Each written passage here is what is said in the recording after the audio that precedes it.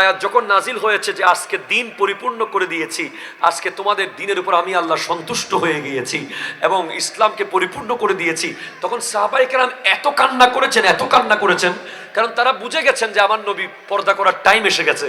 তারা শুধু এজন্য কান্না করেছেন, তারা ক্ষুধা লাগলেই তো নবীজির চেহারা দেখতেন আর ক্ষুধা নিবারণ করতেন।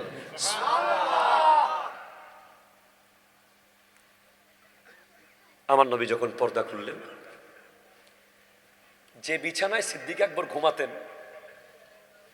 স্পষ্ট দলিল আমার কাছে আছে, ঠিক ওই বিছানার ছাদ বরাবর চুলা জ্বালালে যেভাবে ধোঁয়া কালো হয়ে যায় না, ছাদে চুলার উপরে কালো হয় না, ঠিক সেইভাবে ছাদ কালো হয়ে গেছে। তখন হযরতে আয়েশা সিদ্দিকা রাদিয়াল্লাহু তাআলা আনহাকে জিজ্ঞেস করছেন, আপনার আব্বাজানের বিছানা বরাবর এই জায়গায় ছাদে কালো কেন হয়ে গেছে? বলে, আমার নবীজি পর্দা করার পর থেকে আমার আব্বা নবীর মোহাব্বতে একটা চিৎকার মারেন,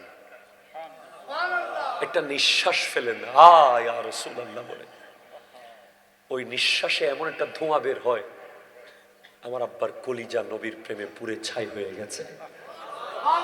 তো কলিজা যে পুড়ে মোহাব্বতে, এটা যে বাস্তব, আমি আলা হযরতের কালাম শুনে পেলাম।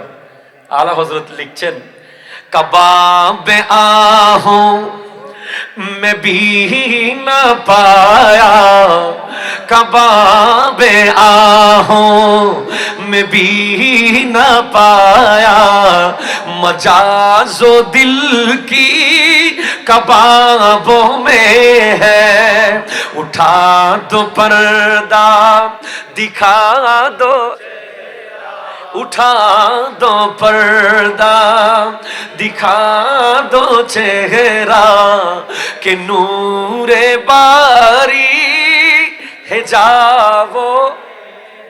চিৎকার দিয়ে বলেন না সুবহানাল্লাহ। বলছে কাবাবে আহু, আহু মানে হরিণ, কাবাব মানে কাবাব। হোটেল আছে না, জামান হোটেল আছে না, কাবাব, কাবাব গোশতকে পুড়িয়ে যেটা করা হয়। আলা হযরত লিখছেন, কাবাবে আহু, হরিণের কাবাবে সেই মজা পাই নাই, মজাজো দিল কি কাবাব মে হ্যায়। আমার নবীর প্রেমে পুড়ে যাওয়া আমার দিলের কাবাবে যেই মজা পাইছি, হরিণের কাবাবেও সেই মজা পাই নাই। সাহাবায়ে কেরামের মোহাব্বত। ওমর ফারুক আজম রাদিয়াল্লাহু তাআলা বলছেন, ইয়া রাসূলুল্লাহ, আপনার চাচা আবু তালিব ইসলাম কবুল করা আমি আমার বাবা খাত্তাবের ইসলাম কবুল করার চেয়ে আমি বেশি পছন্দ করি। কেন? আপনার চাচা কবুল করলে আপনি খুশি হবেন। আমার নবী শেষ পর্যন্ত অনেক চেষ্টা করেছিলেন হযরত আবু তালিবকে ইসলাম কবুল করানোর জন্য। চাচা, অন্তত আপনি আমার মুখে মুখে হলেও পড়েন, অত আপনি ঠোঁটটা হলেও নাড়েন, বাকিটা আল্লাহ জানেন, আমরা এর বেশি বলবো না। নবীজির একজন সাহাবা ছিলেন, যার নাম হেমার, মূল নাম আব্দুল্লাহ, লকব ছিল হেমার। ও অনর্থ কষ্ট নয়, শেষ করে তুলি সালাম দি ফেলেস, আমার বেগুন জিমিতে লাগগুন 4-5 মিনিট করি শেষ করে দিস।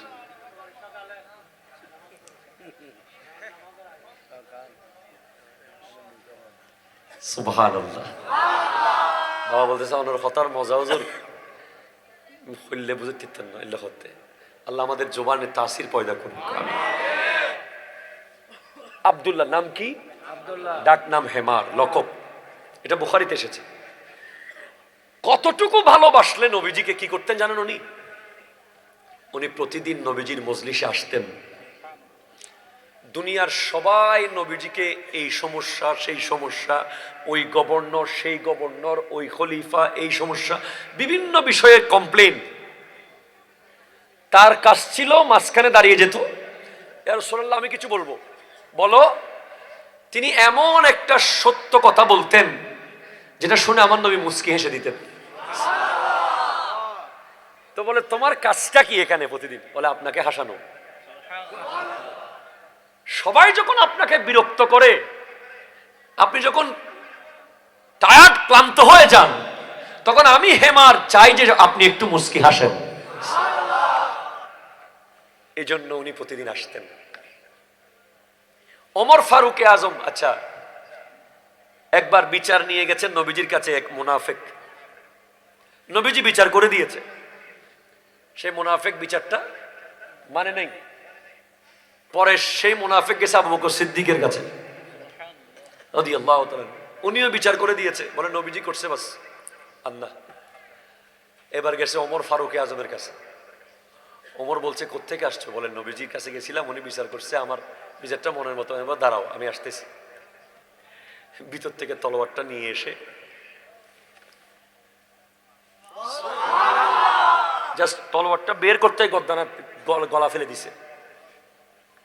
বলে নবীজির বিচার না মেনে তুই আমার কাছে বিচারের জন্য আসছস, তোর বাঁচার কোনো অধিকার নেই।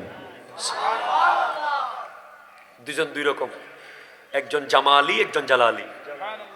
সিদ্দিক আকবর হচ্ছেন জামালি আর ফারুক আজম জালালি। সিদ্দিক আকবরের কাছে ইব্রাহিম আলাইহিস সালামের বৈশিষ্ট্য, আর ফারুক আজমের কাছে মুসা আলাইহিস সালামের ঝলক। কোনো কথা হবে না, ডাইরেক্ট তলোয়ার। ফারুক আজম যেদিন ইসলাম কবুল করেছেন উনি 40তম মুসলমান। কয়তম? 40তম। ইয়া রাসূলুল্লাহ, আমরা কি হক না বাতিল? হক। তো লুকিয়ে আছি কেন? চলেন ওপেন যাব। আমার নবী বলছেন, আমার নবী দোয়া করেছেন, আল্লাহুম্মা আইজ্জিল ইসলাম বিউমর ইবনুল খাত্তাব রাদিয়াল্লাহু তাআলা। আল্লাহ ওমর ফারুকের মাধ্যমে ইসলামকে সম্মানিত করুক। তিনি ইসলাম কবুল করলেন আর বললেন আজকে ওপেন যাব, ওপেন। 39তম মুসলমান পর্যন্ত নবীজি গোপনে ইসলাম প্রচার করেছেন। যেদিন ওমর ফারুক আজম ইসলাম কবুল করলেন, সেদিন আমার নবীকে বলছেন আসেন কাবাঘরের সামনে গিয়ে ডাক দেব। এইদিকে ওমর ফারুক আজম তলোয়ার নিয়েছেন, এদিকে আমার নবীর চাচা হযরতে আমির হামজা রাদিয়াল্লাহু তাআলা। আহা কি দৃশ্য! এগুলো শুধু বলি, যদি দেখতে পেতাম কেমন। জন্ম আমার নবীর যুগে হলে,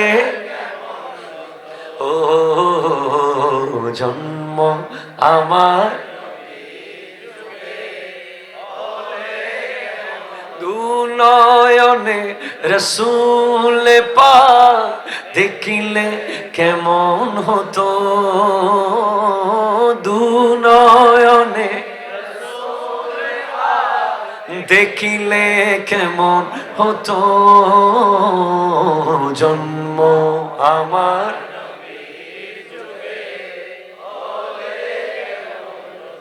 আসতো ভেসে হযরতে বিলালের মধুর আযান, সেই আযান এমন প্রেমময় মুগ্ধ রহমান, দয়াল নবীর পিছে নামাজ পড়লে হতো।